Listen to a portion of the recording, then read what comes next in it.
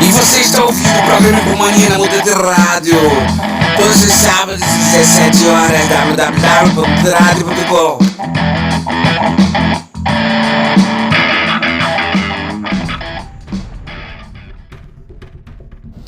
Hipomania.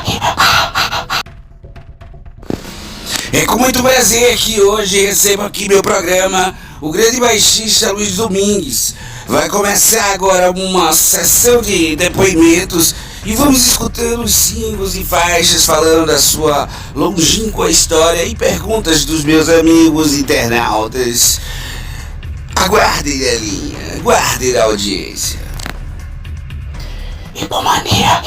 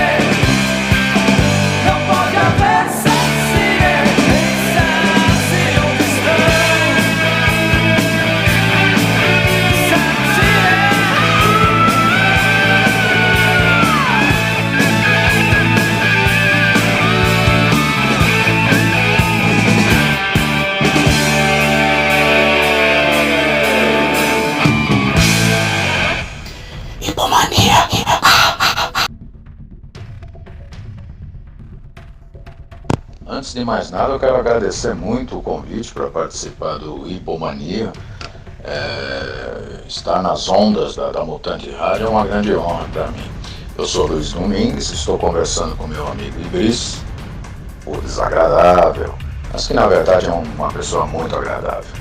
E vamos conversar um pouco aí sobre a minha carreira. Eu sou músico há muitos anos, passei por muitas bandas, sou escritor também, acabei de lançar meu primeiro livro impresso, mas na verdade já tinha outros escritos, né, e publicados virtualmente pela internet, através de blogs, e assim vamos respondendo as perguntas com muito prazer.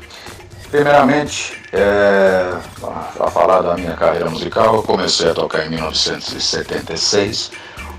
A minha primeira banda foi o Boca do Céu, uma banda de rock, 100% calcada nos parâmetros do rock setentista, com muita influência da década de 60 também. E nós fazíamos um som autoral. Éramos garotos, iniciantes, mas com muita vontade de buscar um lugar ao sol, no espaço musical. De então, trabalhamos bastante com afinco, ensaiando, fazendo alguns shows no circuito estudantil inicialmente, participando de festivais. Mas, infelizmente, as circunstâncias da época pelas circunstâncias da época não foi possível gravar nenhum material. Nós gravamos demos caseiras que foram perdidas ao longo do tempo, e nada oficial, não chegamos a gravar um disco. A boa novidade é que agora, 40 e tantos anos depois, nós nos reunimos, a formação original, e estamos imbuídos da vontade de gravar o material, resgatar as nossas antigas músicas, acrescentar talvez algumas novas, e estamos bem animados com essa perspectiva. Deixar pelo menos uma demo, quiçá um disco, para deixar um registro do Boca do Céu. Posteriormente eu fiz parte da formação inicial do Língua de Trapo. Não era uma banda de rock, não é uma banda que está nativa até os dias atuais, mas eu tenho muito orgulho de ter feito parte dessa banda, porque ela é muito importante dentro do espectro da MPB e da música satírica, com teor político, com uma acidez de humor muito inteligente, e dessa forma eu tenho muito orgulho dessa minha participação na banda, embora eu tenha gravado apenas um compacto. De 1984 eu tive duas passagens por essa banda, em 79 no seu embrião, fiquei até o início de 81, voltei em 83, participei em 84, gravando esse compacto. Tive também ainda nos anos 70, ao final dos anos 70, uma banda cover que tocou pela noite, chamada Terra no Asfalto. Como não tinha pretensão autoral, não há legado algum dessa banda, mas foi uma escola de rock muito importante na minha carreira. Eu toquei com grandes músicos, alguns inclusive foram consagrados a posteriori, como sidemen de artistas da MPB de grande porte, e eu tenho ótimas lembranças dessa banda pela atuação na noite, principalmente. Então acho que é isso.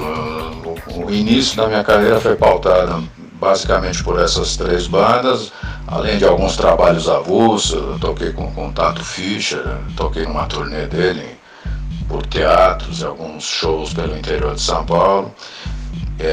E toquei também na banda Jungô, embora não tenha sido muito grande a minha permanência. Para quem não sabe, o Jungô foi uma banda de apoio do Paulinho Boca de Cantor, assim que ele deixou os Novos Baianos. E com a Lili Alcalay também, que é uma compositora que infelizmente já não está entre nós, fazia um trabalho de MPB muito sofisticado, com bastante influência jazzística.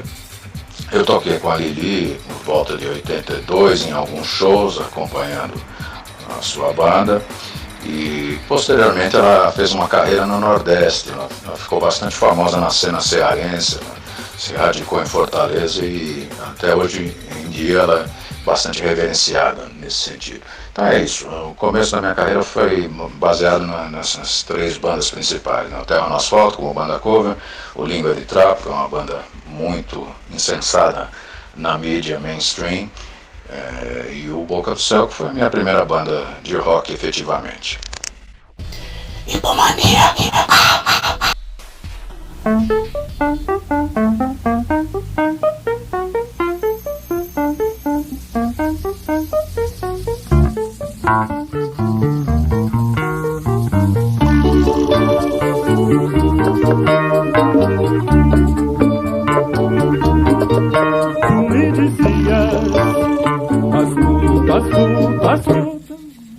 Meu sofrido coração, tu me dizias as meu sofrido coração, tu me afirmavas, jamais la vie, amei na vida. Tu me afirmavas, jamais la vie, amei na vida. Prenhe de hipérbole a tua declaração. Prenhe de hipérbole a tua declaração.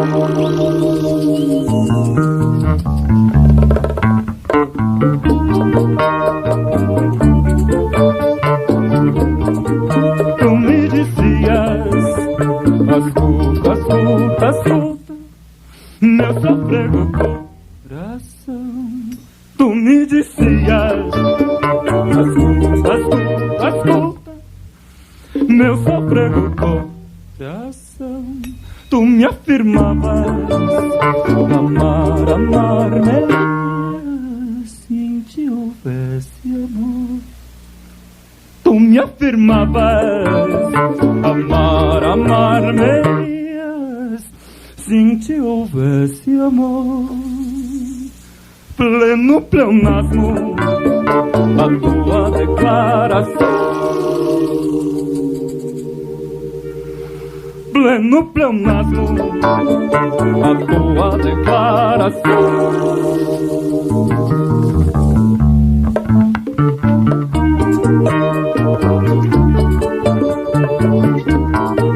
Tu me dizias, ascolta, meu sofrego coração. Tu me dizias,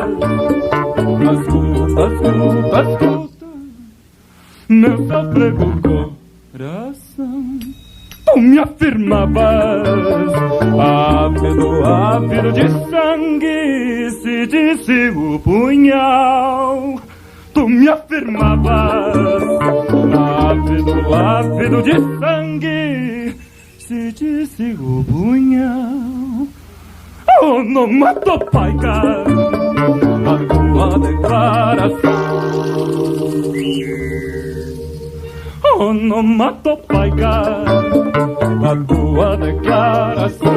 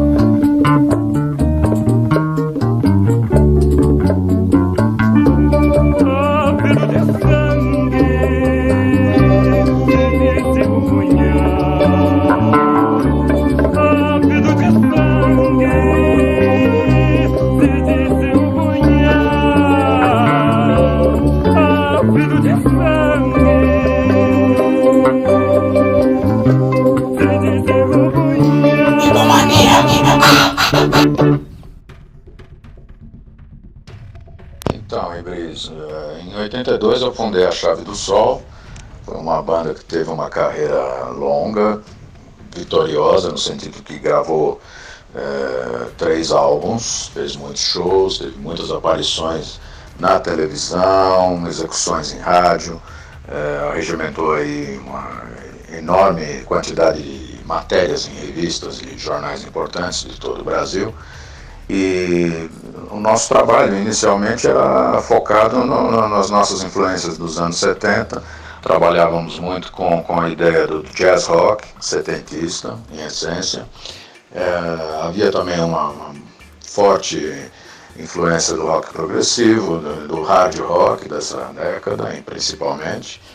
E assim nós trabalhamos com afinco entre 82 e 87. Eu estive ao lado do Rubem Gioia, um guitarrista sensacional, autônomo, autodidata, com forte influência de guitarristas seminais da história do rock. Jimi Hendrix, predominantemente, gostava também do Johnny Winter, Carlos Santana, né? Enfim, só feras. E o José Luiz de Nola, nosso baterista, muito técnico, gostava muito do jazz rock internacional dos anos 70, influenciado por Mahavishnu Orchestra, Return to Forever, os trabalhos solos dos bateristas dessas bandas, enfim. Ele trouxe toda essa influência para o nosso som, decisivamente, principalmente nos temas mais longos, instrumentais, com longas passagens, convenções bastante trabalhadas, complexas. Fazia do nosso som diferenciado para aquele espectro dos anos 80, onde a maioria das bandas que estavam em voga na mídia mainstream estavam trabalhando no sentido das influências do pós-punk, principalmente, né? E uma outra vertente foi a do pessoal do heavy metal, do hard rock dos 80. E nós ficávamos ali anacrônicos, não fazendo parte nem de uma turma nem da outra, com uma sonoridade diferenciada. Posteriormente, por uma questão de adequação ao mercado, a gente pesou um pouco o som, a gente pendeu um pouco mais para o som pesado, né, principalmente no segundo disco, mas não abrimos mãos das nossas características anteriores. Então, mesmo com um pouco mais de peso, tendo uma cara meio hard rock, meio heavy metal, as nossas características em torno do jazz rock ficaram preservadas. E posteriormente, o terceiro álbum, a gente amenizou um pouco esse peso, né, e trabalhamos no sentido mais pop, né, foi o último trabalho nosso. Sobre músicos, além do Rubem Gioia e do José Luiz de Nola, acrescento a presença de alguns vocalistas que passaram pela banda, né? Fran Alves foi muito marcante, e o Beto Cruz principalmente, mas anteriormente nós já tínhamos tido também a felicidade de iniciar a carreira da nossa banda com um vocalista que era famosíssimo já no meio do rock brasileiro, na figura do Percy Wise, que é ex-Made in Brasil, ex-Patrulha do Espaço. Então, o nosso começo foi muito bacana com a presença de um grande astro em nossa formação. Tivemos também a Verônica Lur, uma cantora sensacional, ela ficou pouco na banda, uma pena, tinha um potencial incrível. E também um outro rapaz que veio do Rio Grande do Sul, chamado Chico Dias, que teve uma passagem curta, e ele tinha sim também o seu potencial. Então foi isso basicamente. O The Key, na verdade, é uma outra banda, ela não é uma continuidade da Chave do Sol, veio num momento posterior, já no final da década de 80, aí o som era bem baseado naquele hard rock oitentista, virtuosístico, de influência nitidamente marcada pelo Malmsteen, o guitarrista sueco, né, que influenciou muita gente aí em torno da sua técnica, que era muito grande. Então o som era bem isso, malmsteeniano em essência, e essa banda teve como destaque o guitarrista Eduardo Ardanui, que posteriormente foi trabalhar com o Dr. Sim, e hoje em dia ele é um guitarrista de fama mundial, sem dúvida alguma. Fábio Ribeiro, tecladista, que também é muito famoso, já tocou em bandas importantes desse mundo pesado aí, que é o Angra, o Xamã e outras, né? José Luiz Rapoli na bateria e Da antiga Chave do Sol ficou eu, o Luiz, e o Beto Cruz, o vocalista. Então essa foi basicamente a história do The Key. Sobre o Pitbulls on Crack, já num outro momento, nos anos 90, essa banda teve uma proposta mais centrada no indie rock britânico, em voga, uma pequenina influência do grunge, que também estava na moda, mas na prática, o som do Pitbulls foi mais baseado no glitter rock setentista. A gente tinha muita influência do David Bowie, do T-Rex, do Mott the Hoople,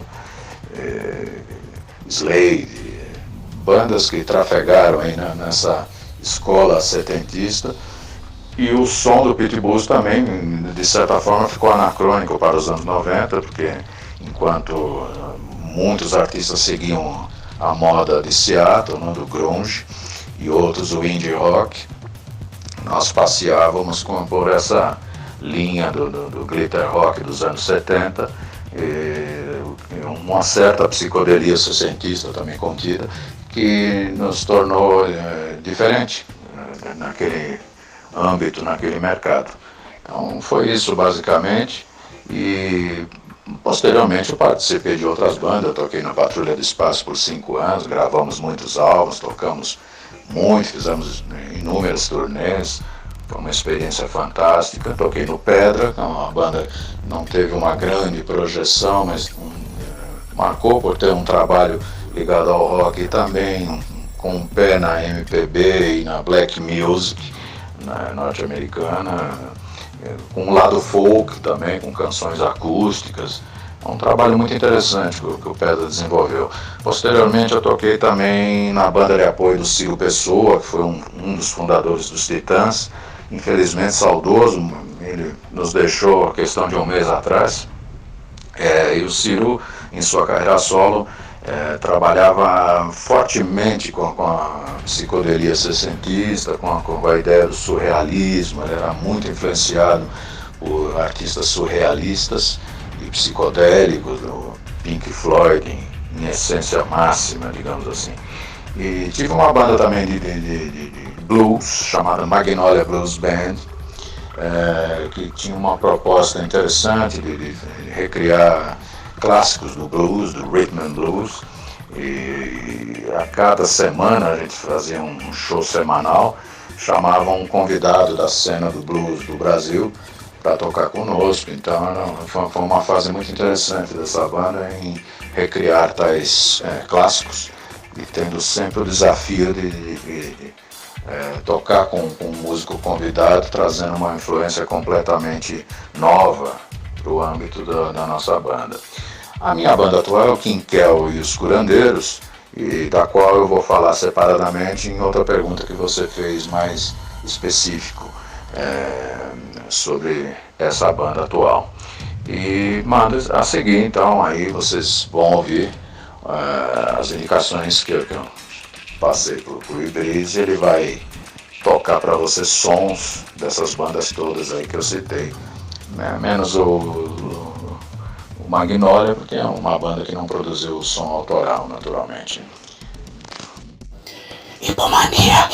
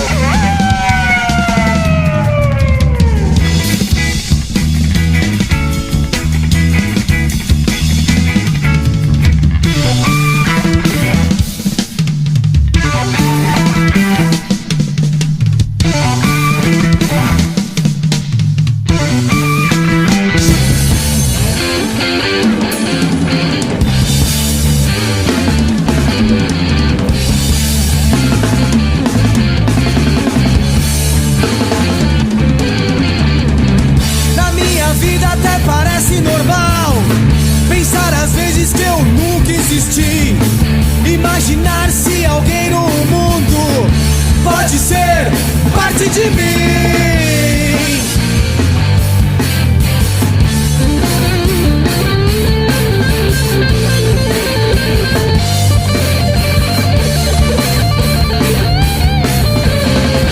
Para que tantas indagações? Isso é tão fácil de ver, que há muitas coisas a descobrir do que nós podemos saber.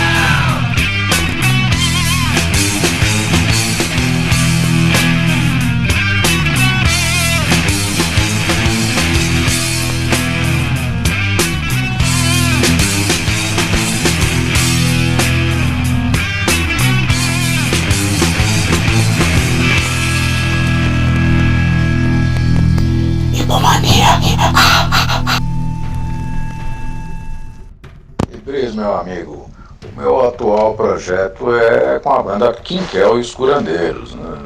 Informalmente nós chamamos como Os Curandeiros. Eu entrei nessa banda em 2011, mas na verdade ela já tinha uma carreira pregressa, longa, com passagem de muitos músicos importantes. É um trabalho que é versado pelo rock clássico, rock and roll, com raiz cinquentista, tradicional, o blues fortemente, e transita ali entre essas duas raízes, atraindo outros estilos, rhythm and blues, country rock, o gospel, enfim, há uma série de elementos que giram em torno do rock tradicional e do blues, que a gente faz em natura. E eu gosto muito de tocar com essa banda, não apenas pela sua sonoridade, mas pelo companheirismo muito grande que há entre os seus membros. O guitarrista Quinquel é muito famoso no meio, ele tocou na famosa banda dos anos 70, Lírio de Vidro, é uma banda que deixou um legado aí muito forte, né, na história do rock, e posteriormente foi membro do Made in Brasil, gravando discos e permanecendo nessa super banda por muito tempo também. Tem o Carlinhos Machado, que é o baterista, trabalhou também já com muitos artistas importantes, foi sideman de grandes nomes da MPB, inclusive, ele tocou muitos anos com Gerson Conrad, dos Secos Molhados, e outros artistas, né? Atualmente também ele toca paralelamente com o Lee Recorda, que foi um dos membros da famosa banda progressiva Recordando o Vale das Maçãs. Nelson Ferraresso, que é um tecladista sensacional e que é um dos caras aí que mais gravou no Brasil, acredito, né? Tem um currículo de participação em discos de diversos artistas de inúmeras correntes, do blues, do rock, do reggae, uma música pop, enfim, um cara que é super solicitado em estúdio. E o Phil Rendeiro, que é um guitarrista jovem, muito competente, ele traz uma contribuição muito forte, não só na sua parte musical, instrumental, como também como cantor. Enfim, gravamos com a minha formação já, eu gravei, na verdade, um EP em 2016, tem também uma coletânea lançada logo a seguir e um disco ao vivo. Neste ano de 2020 já estava marcado um estúdio para nós gravarmos um disco com músicas absolutamente inéditas. A pandemia adiou um pouquinho essa nossa participação em estúdio, mas em breve retomaremos os trabalhos e vamos lançar um disco novo, que será executado com certeza nas ondas da Mutante Rádio. E quanto ao livro, na verdade eu já escrevi alguns livros, um deles é a minha autobiografia na música, que está disponível no meu blog. Eu tenho 3 blogs na internet, e no meu blog número 3, que eu dedico à minha carreira musical, está o texto ali na íntegra, para todas as pessoas acompanharem e lerem à vontade, mas mesmo assim eu estou preparando a editoração desse livro para ele ser lançado de forma impressa, tradicional. Recentemente eu lancei de fato o meu primeiro livro impresso, que se trata de um livro que está baseado na questão do rock com o cinema. Então são são mais de 130 resenhas de filmes que tem o rock como mote principal, direta ou indiretamente. Então eu faço um apanhado desde os anos 50 de muitos filmes que enfocam o rock. Esse livro se chama Luz, Câmera e Rock and Roll. Ele foi, por ter ficado enorme o texto, ele foi dividido em 3 volumes e está à venda em sites pela internet, né, Amazon, lojas americanas, etc. E principalmente no Clube de Autores, que foi por onde eu editei. Eu tive o apoio da editora Matilda, uma editora do Paraná, de um amigo meu editor, Cristiano. A diagramadora e revisora é minha amiga de Pernambuco, a Aline Cavalcante. Capa, layout, toda a parte visual ficou a cargo da Vicky Costa. e fotos do meu grande amigo Lincoln Barakat, que é um fotógrafo sensacional, músico. Eu toco na banda de apoio dele também, Uncle in Friends, e o Lincoln tem uma história incrível, inclusive fotos de capa de discos importantes do rock brasileiro, do Made in Brasil, da Patrulha do Espaço. Tem a assinatura desse grande artista, que também é um desenhista de primeira ordem. Ele tem um trabalho muito forte nesse sentido, de design. E é isso, o livro está disponível. Entra lá no site do Clube de Autores, tá, os 3 volumes ali para serem adquiridos. Tem versão também e-book, mais econômica. Se a pessoa preferir a versão tradicional, no meu caso também eu gosto do livro impresso, está lá, disponível, e através de outros sites de vendas também, como eu já citei. É isso. E estou na preparação de novos livros. Na verdade, a minha produção literária não para. Eu já tenho aí semi-prontos, pelo menos mais uns 3, que em breve eu vou trabalhar a sua editoração e posterior divulgação. Hipomania.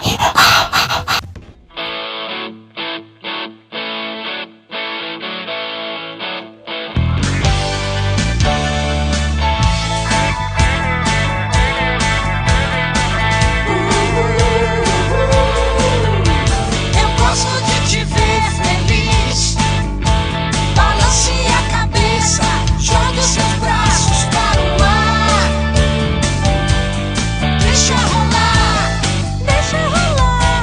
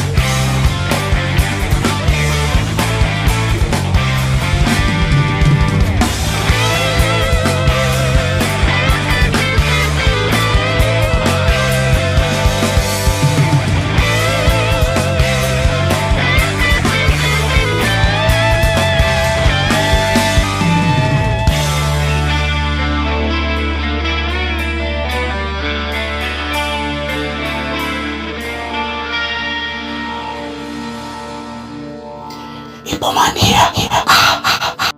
Em termos de participação literária, eu uso 3 blogs na internet.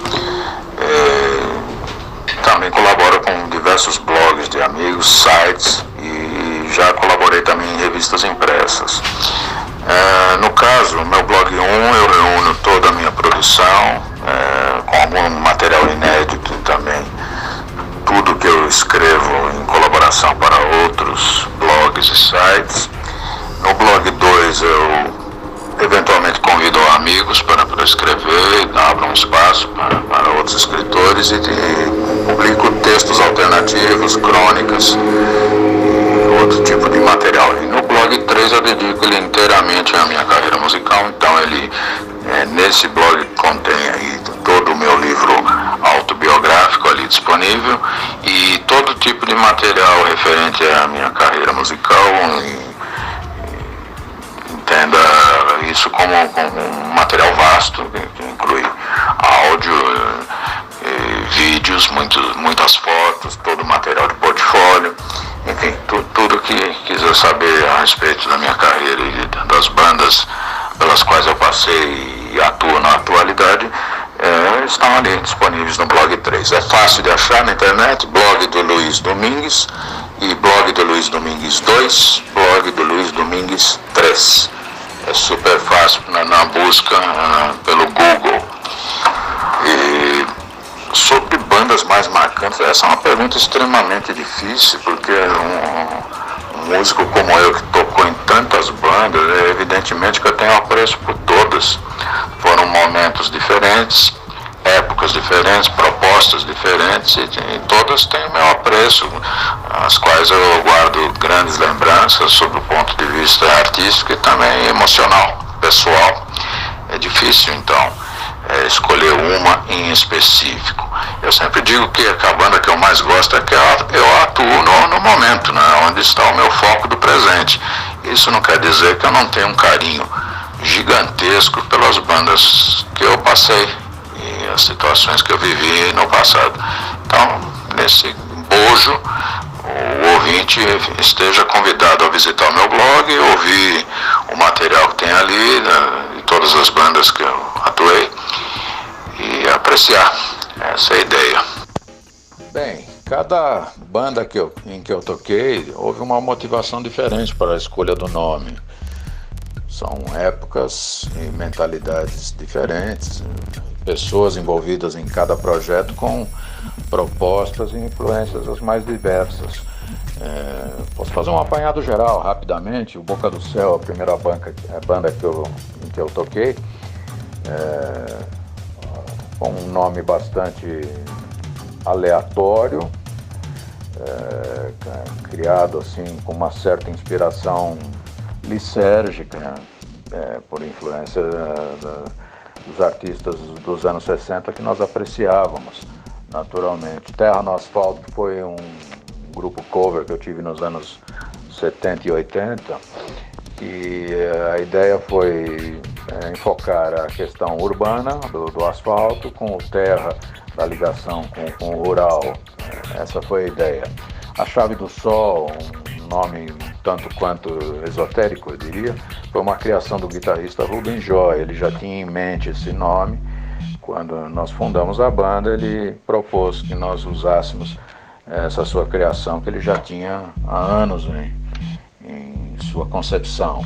O The Key foi uma banda com o nome em inglês, a Chave, na tradução, baseado muito na questão da própria Chave do Sol, porque essa banda foi criada como uma dissidência da Chave do Sol, e para manter um elo e ao mesmo tempo ter um nome novo, diferente, optou-se por essa palavra em inglês a designar a chave.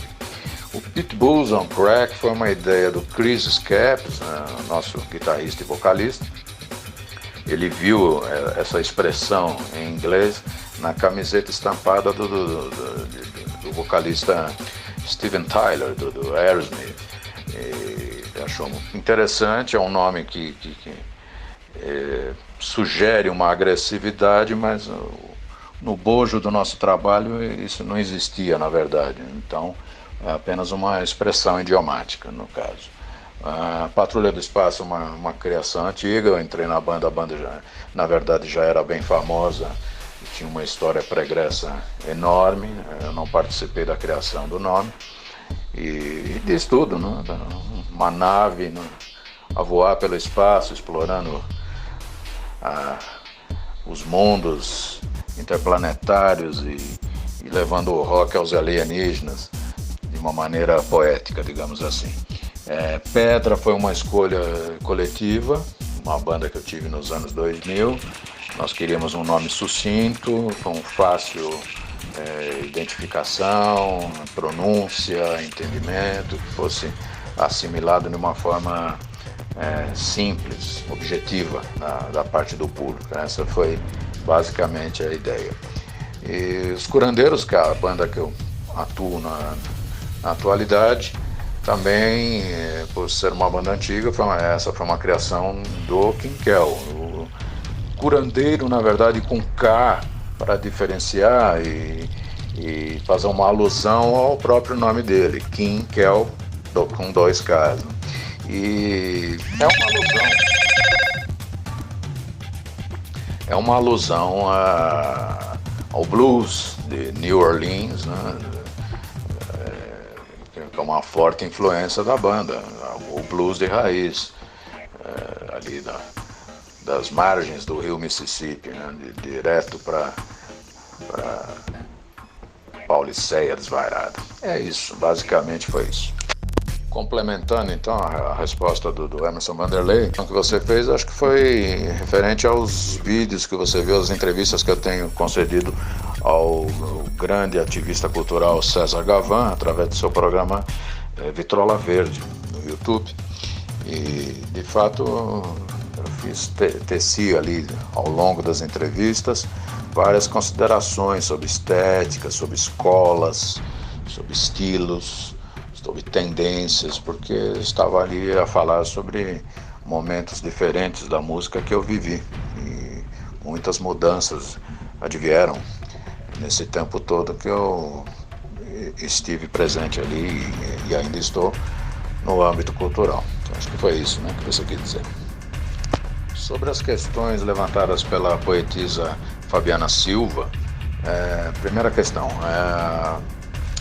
é possível sim, eu acredito, você compor, arranjar e gravar música para trilha de audiovisuais, cinema, documentários em geral, sem necessariamente assistir às imagens. Mas eu não acho adequado não, porque é óbvio que com a possibilidade do músico assistir à imagem, a imediata emoção passada pelo material visual vai influir decisivamente na música que está sendo preparada ali. Então, eu acho muito melhor que se assista naturalmente. Outra questão que a Fabiana levantou, a música minimalista, se ela permeia o meu trabalho, não necessariamente. Eu tenho muito apreço pela psicodelia dos anos 60, que obviamente que tem uma certa influência do minimalismo mais tradicional, os artistas, não apenas da música erudita, mas também do experimental mais aberto, mais amplo, ligado ao jazz, talvez de uma maneira geral. Questão do minimalismo nos trabalhos que eu tive, eu acho que onde eu cheguei mais perto disso foi quando fui componente da banda no Descendo a Escada, que era a banda de apoio do Círio Pessoa, que foi um dos fundadores dos Titãs, e cuja carreira solo foi permeada por um grande apreço ao surrealismo, principalmente, e à psicodelia sessentista. Então, o elemento experimental, advindo aí do minimalismo, se fez presente, acho que nesse trabalho mais fortemente, né? Acredito que seja isso. Sobre artistas brasileiros que trabalham experimentalismo no sentido do do minimalismo especificamente que você citou, da atualidade, eu não tenho muito contato com esse mundo, com essa vertente. Os poucos que eu conheço, eu posso citar o Márcio Okayama, que é um guitarrista aqui de São Paulo, que tem um trabalho amplo, na verdade, mas também focado na questão do som experimental. Tem o Fábio Kidesh, que é um citarista, faz um trabalho interessante de junção entre a música indiana tradicional, através da cítara, das ragas indianas, com música ocidental. O Kaol, que é um grupo progressivo que tem muita influência aí do experimentalismo via krautrock germânico. O Dialeto, também um outro grupo que trabalha nesse sentido. O guitarrista Bruno Moscatiello, que inclusive é também do Kaol, em sua carreira solo também trabalha com bastante elementos progressivos que chegam muito próximo aí do experimental. E o Sérgio Ferraz, aí, que é um artista de Pernambuco, muito interessante também, na mesma linha, com forte influência do rock progressivo dos anos 70, krautrock germânico, experimentalismo, e mistura elementos da música oriental, com tendência esotérica e toda a gama de influências da música nordestina. São alguns exemplos aí que eu cito da atualidade. Mais para trás um pouquinho, o grupo ACT, né, de Minas Gerais, que fazia um trabalho muito interessante, com instrumentos que eles mesmos construíam, e os clássicos do minimalismo, né, o Flor Menezes, o Willy Correia de Oliveira, Dimitri Servo, são expoentes aí dessa linha. Então acho que é isso, basicamente é isso aí. Que pergunta mais interessante, na verdade foram 3 perguntas enviadas pelo Marcelo Parente, que é produtor, músico do Preta Records lá de Niterói. E eu gostei muito das perguntas, porque a maneira com a qual ele as formulou, houve um jogo de palavras aqui muito interessante com o trabalho principalmente do Língua de Trapo, com várias citações aqui muito inteligentes, muito pertinentes, muito bacana, gostei muito. Então a primeira pergunta, é bom ser punk? Evidentemente foi uma brincadeira do Língua de Trapo com relação ao movimento punk, e a ironia dessa canção em específico é porque ela é uma espécie de uma área de ópera cantada por um punker rock. Então é mais pela ironia, pela brincadeira em si. Particularmente eu respeito muito aí o pessoal do punk rock, mas eu não tenho nenhuma afinidade com essa estética musical. A segunda pergunta: qual a sua maior contribuição para com a MPB? Eu creio que foi através do Língua de Trapo mesmo, porque no bojo da minha carreira eu atuei mais com bandas de rock, em essência, né? O Pedra, com uma banda que eu tive nos anos 2000, teve uma forte influência da MPB, mas não era exatamente uma banda de MPB. O Língua de Trapo acho que foi o grupo onde eu mais me aproximei dessa escola. Acredito ter deixado sim uma contribuição no sentido do humor, da acidez, da proposta das letras, na ironia fina. Uma banda formada por jornalistas com forte tendência ao cartoon, à caricatura, e transposta para a música, né? Através das músicas satíricas, ironizando aí os costumes da sociedade, a questão sociopolítica. Acho que foi por aí.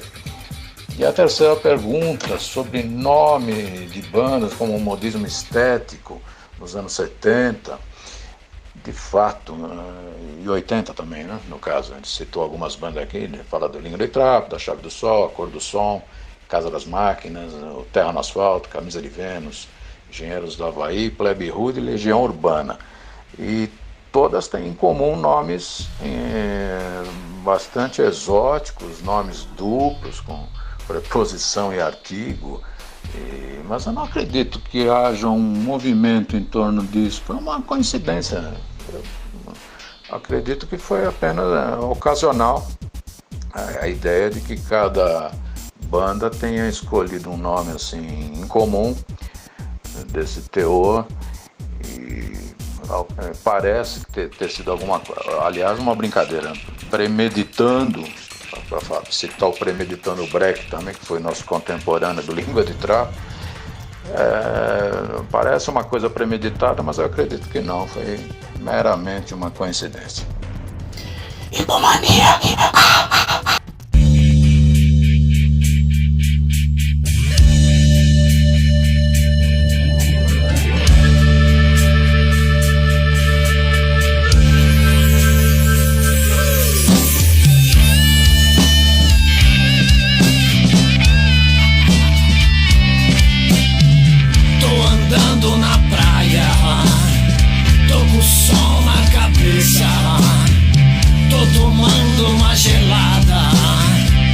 Tirando uma onda, e é tão bom curtir o sol, é tão bom curtir o mar, é tão bom curtir a praia, tão bom curtir você em seu biquíni. Tô andando na praia, tô com o sol na cabeça, tô tomando uma gelada, tô tirando uma onda. E é tão bom curtir o sol, é tão bom curtir o mar, é tão bom curtir a praia, tão bom curtir o vento em meus cabelos.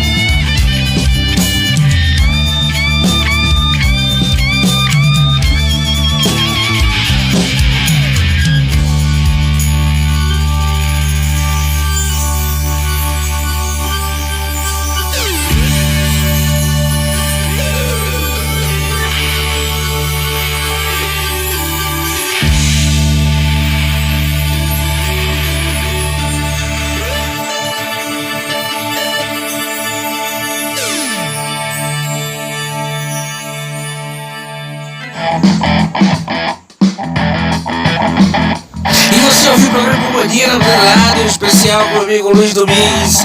Até o próximo sábado, pessoal.